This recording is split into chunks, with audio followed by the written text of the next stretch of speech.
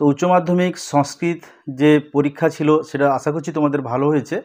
তো দেখো তোমাদের এই প্রশ্নপত্র বিভিন্ন প্যাটার্নের হয়েছিল। এটা একরকম প্যাটার্ন, আর একটা এরকম একটা ছিল, এটা একরকম, আবারও একটা ছিল, এটা একরকম। তো আশা করছি তোমাদের পরীক্ষা ভালো হয়েছে। আর প্রশ্নগুলো তোমরা একটু মিলিয়ে নিবে কার কেমন হলো। তো প্রশ্ন সহজ কঠিন উভয়ই বলবো, কারণ একটু টেক্সচুয়াল প্রশ্নও ছিল, গ্রামাটিক্যাল প্রশ্নও ছিল। যারা একটু ভালো করে টাচ করেছিলে তারা ভালো পরীক্ষা দিয়েছো, আর না হলে মোটামুটি নাম্বার তোলা যাবে। তো ফুল মার্কস তুলতে গেলে অবশ্যই যাদের ভালো করে পড়া ছিল তাদেরই ভালো হয়েছে। তো দেখো আমি সমস্ত প্রশ্নের উত্তর যথাযথই আলোচনা করব। তো প্রথম থেকে তোমরা শেষ পর্যন্ত দেখতে থাকো। তো দেখো এই সেটটি, তো তোমাদের প্রথমেই দেখো পার্ট 1, এই সেটে তোমাদের প্রথম যে প্রশ্নটা ছিল সেটা হচ্ছে যে বালচন্দ্রিকার স্বামীকে। তো বালচন্দ্রিকার স্বামী অপশান আছে রাজবাহন, পুষ্পোদ্ভব, যে অপশানগুলো আছে তোমাদের সঠিক উত্তর হচ্ছে অপশান বি, পুষ্পোদ্ভব, এটাই কিন্তু সঠিক উত্তর হবে। তো এরপরে আমরা দেখব 2 নম্বর প্রশ্ন। 2 নম্বর যে প্রশ্নটি রয়েছে সেটা হচ্ছে রাজবাহনকে ব্রাহ্মণাধম বলেছিলেন কে? কমন প্রশ্ন ছিল না, এটা উত্তর হবে অপশান এ, চন্ডবর্মা, এটাই কিন্তু সঠিক উত্তর হবে। এরপরে প্রশ্ন ছিল রাজহংসের পদ্মযুগল কিসের দ্বারা আবদ্ধ ছিল? এটা তো একদম কমন প্রশ্ন, রৌপ্য শৃঙ্খলে আবদ্ধ ছিল, এটার উত্তর অপশান ডি। তারপরে 4 নম্বর যে প্রশ্নটি রয়েছে রাজবাহন কোন রাজ্যের রাজপুত্র ছিলেন? এটার উত্তর হবে অপশান ডি, মগধ, এটাও কমন প্রশ্ন ছিল। এরপর একটা লাইন তোলা প্রশ্ন, আমি বারবার বলেছিলাম যে দেবনাগরী হরফে প্রশ্ন থাকবে। দেখো দেবনাগরী হরফে প্রশ্ন দিয়েছে, তমোপহস্তয়া দত্ত জ্ঞান প্রদীপ। তো এখানে তয়া বলতে কার কথা বলা হয়েছে? তো এই যে উক্তিটি, এই উক্তিটি কিন্তু অবন্তী সুন্দরীর উক্তি। তো তার জ্ঞান প্রদীপ জাগ্রত হয়েছে কার জন্য? না, রাজবাহন তাকে দশভুবনের বৃত্তান্ত শুনিয়েছিলেন, তার জন্যই কিন্তু এখানে তয়া বলতে তার দ্বারা, কার দ্বারা? না, রাজবাহনের দ্বারা। তাই এটা সঠিক উত্তর কিন্তু অপশান এ হবে। এরপরে আমরা দেখব 6 নম্বর প্রশ্ন। 6 নম্বর প্রশ্ন দেখো সন্ধি বিচ্ছেদ পড়ে গেছে, যদিও তোমাদের গ্রামারে নেই কিন্তু টেক্সটে যেহেতু আছে তাই এখানে সন্ধি বিচ্ছেদ দিয়ে দিয়েছে। দেখো সন্ধি বিচ্ছেদ কী রয়েছে না, লোকস্তদ অনুবর্ততে, এটা সঠিক যে সন্ধি সেটা হচ্ছে অপশান সি, লোক যুক্ত তদ যুক্ত অনুবর্ততে। এটা যারা করেছো এটাই কিন্তু সঠিক হবে অপশান সি। এরপরে কর্মেন্দ্রীয় কয়টি? এটা কমন প্রশ্ন ছিল, কর্মেন্দ্রীয় 5টি। এরপরে 8 নম্বর প্রশ্ন। 8 নম্বর প্রশ্ন বিন্দতি শব্দের অর্থ, এটা কিন্তু অপশান ডি, লাভ করা সঠিক উত্তর হবে।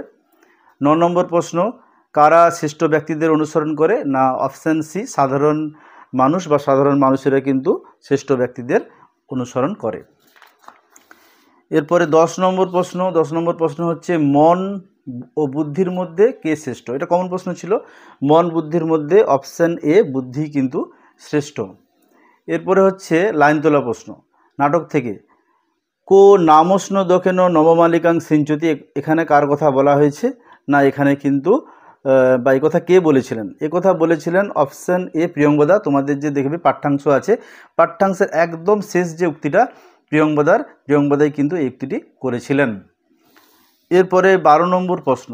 12 নম্বর প্রশ্ন কি রয়েছে না, সত্য মিথ্যা। তো দেখো প্রথম যেটা রয়েছে অনসূয়া দুর্বাসার জন্য পা ধোয়ার জলের ব্যবস্থা করে, তো এটা কিন্তু সঠিক, তাই এটা ঠিক হবে। প্রিয়ঙ্বদা অনুনয় বিনয় করে ঋষি দুর্বাসাকে শান্ত করে, এটাও কিন্তু সঠিক, কারণ প্রিয়ঙ্বদাই কিন্তু শান্ত করতে গিয়েছিলেন বা তিনি শান্ত করেন। এরপরে শকুন্তলার পিতার চিন্তায় মগ্ন ছিল, এটা ভুল, কারণ তার স্বামীর চিন্তায় মগ্ন ছিল। দুর্বাসা সাপ মুক্তির উপায় বলে দেন, হ্যাঁ এটাও ঠিক, আমরা শেষে দেখি দুর্বাসা সাপ মুক্তির উপায় বলে দেন। তাই এখানে সঠিক যে বিকল্প সেটা কিন্তু অপশান বি সঠিক হবে। 1, 2, 4 সত্য এবং 3 এখানে কিন্তু মিথ্যা। তো এভাবেই কিন্তু তোমাদের উত্তরটি হবে। এরপরে দেখো তোমাদের 13 নম্বর যে প্রশ্নটি রয়েছে, শকুন্তলার পালক পিতাকে, এটা কমন প্রশ্ন ছিল, শকুন্তলার পালক পিতা হচ্ছে কর্ণ, তাই সঠিক উত্তর হবে অপশান ডি। এরপরে 14 নম্বর প্রশ্ন একটি শূন্যস্থান পূরণ রয়েছে, শকুন্তলা উপাখ্যান বর্ণিত হয়েছে। তো আমরা শকুন্তলার যে মূল উৎস যেটি দেখি মহাভারতের আদি পর্ব, তাই সঠিক উত্তর কিন্তু অপশান ডি হবে, মহাভারত।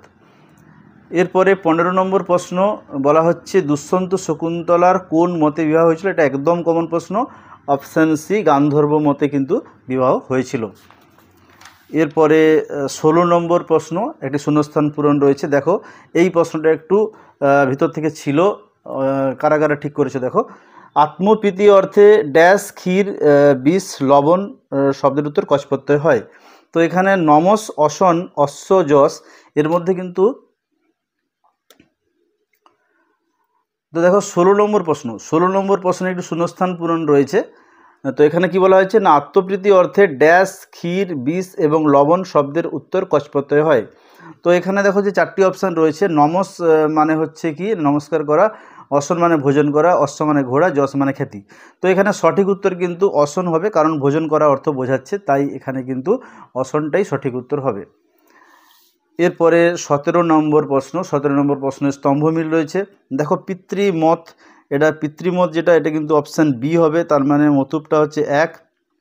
তারপরে বিশ্বামিত্র, বিশ্বামিত্র অন হবে, এটা হচ্ছে 2। গরিয়স, গরিয়স হবে অপশান ডি, অর্থাৎ এটা হচ্ছে 3। আর মহিষ্ঠ, মহিষ্ঠ হবে অপশান সি, অর্থাৎ এটা হচ্ছে 4।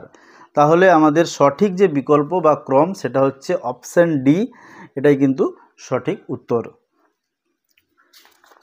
এরপরে আমরা দেখব 18 নম্বর প্রশ্ন, ভার্গব শব্দটির ব্যুৎপত্তি নির্ণয় করতে বলছে। সঠিক উত্তর হচ্ছে অপশান এ ভৃগুযুক্ত অন সমান ভার্গব।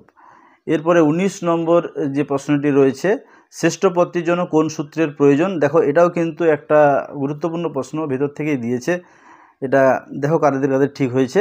দেখো এটা সঠিক উত্তর হবে অপশান ডি, প্রশস্য স্র এই সূত্রে কিন্তু শ্রেষ্ঠ পদটি গঠিত হয়েছে। এরপরে 20 নম্বর প্রশ্ন, শূন্যস্থান পূরণ রয়েছে। বুদ্ধিযুক্ত ড্যাশ বুদ্ধিমান, তো বুদ্ধিযুক্ত মতু প্রত্যয় করলে বুদ্ধিমান হয়, অপশান বি সঠিক। এরপরে তোমাদের রয়েছে 21 নম্বর প্রশ্ন, রাম ও বনং গচ্ছতি, এটা সঠিক উত্তর হবে অপশান বি কর্মে দ্বিতীয়া। তারপরে 22 নম্বর প্রশ্ন, দেখো স্বতন্ত্র কর্তার সূত্র কোন কারকের, না এটা কর্তৃকারকেরই প্রথম সূত্র, অপশান বি সঠিক হবে। এরপরে আমরা দেখব 23 নম্বর প্রশ্ন, 23 নম্বর প্রশ্নের স্তম্ভমিল করতে বলছে। দেখো অখনা কানো, অখনা কানো এটা কিন্তু জেনাঙ্গ বিকার হবে, অর্থাৎ এটা 1। শোকেন দুঃখম এটা কিন্তু হবে অপশান ডি, অর্থাৎ এটা 2। জটাভি তাপসম অপস্যম এটা হচ্ছে তোমাদের অপশান বি ইত্থম্ভূত লক্ষণে, এটা তাহলে 3। আর পিত্রা আগত পুত্র এটা কিন্তু অপশান এ, অর্থাৎ এটা কিন্তু 4। আর সঠিক বিকল্প যদি দেখো, সঠিক বিকল্প কিন্তু তোমাদের এই যে অপশান সি রয়েছে, এই সিটাই কিন্তু সঠিক উত্তর হবে। এরপরে তোমাদের 24 নম্বর প্রশ্ন, 24 নম্বর প্রশ্নে একটা কারকের থেকে রয়েছে যে অপবর্গে কোন বিভক্তি হয়। বারবার বলা হয়েছে কালাধ্বনুর অত্যন্ত সংযোগে ব্যাপ্তি অর্থে দ্বিতীয়া হয়, আর অপবর্গ বা ফলপ্রাপ্তি অর্থে তৃতীয়া হয়, তাই এখানে সঠিক উত্তর কিন্তু অপশান সি তৃতীয়া বিভক্তি হবে। এরপরে 25 নম্বর প্রশ্ন, কারক শব্দের ব্যুৎপত্তি, তো এটাও কিন্তু একটা কমন প্রশ্ন ছিল। কারক শব্দের ব্যুৎপত্তি হচ্ছে ক্রিযুক্ত নুল প্রত্যয়, অপশান বি সঠিক উত্তর হবে। তো এবারে দেখো 26 নম্বর প্রশ্ন, 26 নম্বর প্রশ্ন রয়েছে রাজ্ঞ পুত্র রাজপুত্র, এটা কোন সমাসের উদাহরণ, না এটা কিন্তু অপশান সি ষষ্ঠী তৎপুরুষ সমাসের উদাহরণ।